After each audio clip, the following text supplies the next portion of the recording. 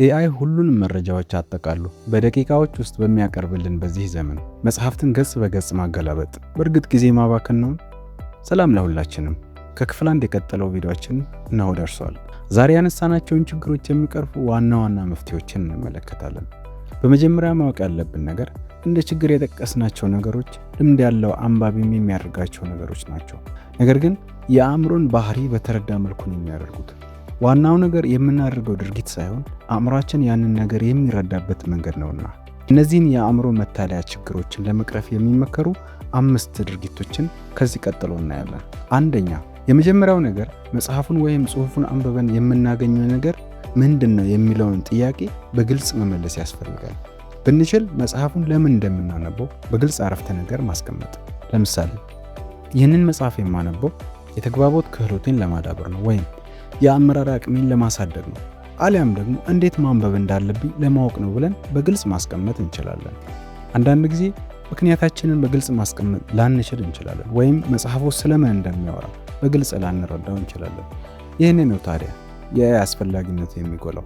ጀሚናይን ወይም ያገኘነውን ኤአይ ይህንን መጽሐፍ በማነብበት ጊዜ ፓሲቭ አንባቢ እንዳልሆን ላስባቸው የሚገቡ 3 መሰረታዊ ጥያቄዎችን ንገረኝ ብለን መጠየቅ እንችላለን።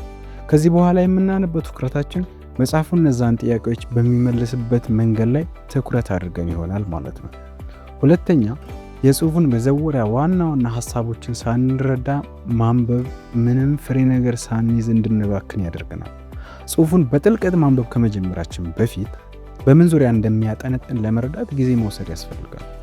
ለዚህ እንዲረዳን በመጽሐፉ መግቢያና ጀርባ ላይ ያሉ ማብራሪያዎችን እና የርዕስ ማውጫዎችን በጨረፍታ በማንበብ እንዲሁም የተወሰኑ ምዕራፎችን ፈጠን ብለን ስኪም ወይም ስካን በማድረግ መረዳት እንችላለን። ይህን ማድረጋችን ስለ መጽሐፉ የተሻለ እይታ እንዲኖረን ያስችለናል። አንብበን ከጨረስን በኋላ ደግሞ የጽሑፉን ጭብጥ መጽሐፉን ዘግተን በራሳችን አገላለጽ በተወሰኑ አረፍተ ነገሮች ማስፈር። ኤአይን እዚህም ጋር እንደ አጋዥ ልንጠቀመው እንችላለን። ባይዘወይ ማጠቃለያችን ከመጽሐፉ ጭብጥ ጋር ይገጥማል አይገጥምም የሚለውን እንድናቅ ይረዳናል። ሌላው ደግሞ ክፍተታችንን እንድንረዳ ያግዘናል።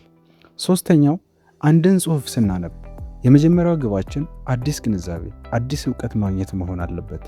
አንዳንዶቻችን ሳናውቀው የጸሐፊውን ሐሳብ ተከትለን እንፈሳለን፣ አሊያም ያሉንን አመለካከቶቻችንን በሚያጠናክሩ ሐሳቦች ላይ ብቻ እንሳባለን።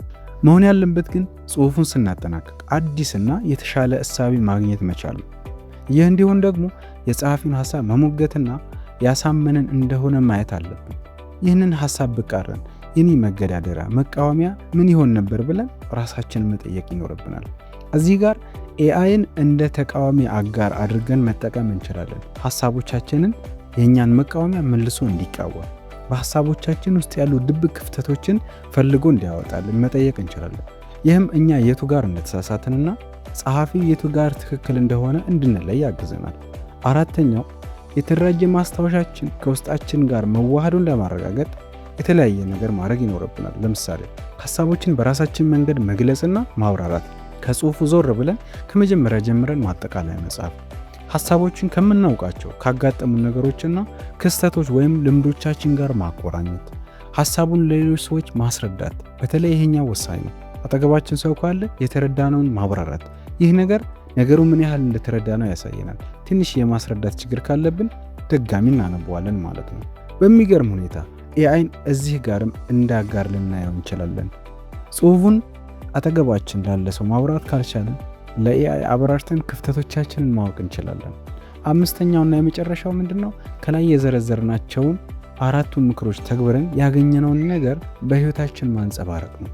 ያነበብነው ስለ ኮዲንግ ከሆነ ኮድ ማድረግ፣ ያነበብነው ስለ ተግባቦት ከሆነ በንግግሮቻችን ከሰዎች ጋር ባለን መስተጋብር ለውጥ ማየት ይኖርብናል። አፍተር ኦል የምናነበው አዲስ ክህሎት፣ አዲስ አስተሳሰብ ለማዳበር ነውና። እንደ አጠቃላይ የምናነበው የምንማረው ነገር ስራችን ላይ፣ በሕይወታችን ላይ አዎንታዊ ተጽዕኖ ሊያሳድር ይገባል ማለት ነው። ከላይ የጠቀስናቸውን ነገሮች ከግንዛቤ ውስጥ አስገብተን የምናነበው ጽሑፍ ከዚህ ቀደሙ በተሻለ ይበልጥ አስደሳችና ፍሬያማ ይሆናል ማለት ነው። ንቁ አንባቢ ለመሆን ኤአይን እንደ ዋና ተዋናይ ሳይሆን እንደ ረዳት መጠቀም ይኖርብናል። ይህን ጽሑፍ ጠቃሚ ሆኖ ካገኛችሁት ሌሎች እንዲደርስ ላይክ በማድረግ ቻናሉን ደግሞ ፎሎ በማድረግ ቤተሰብ ሆኑ። መልካም ንባብ።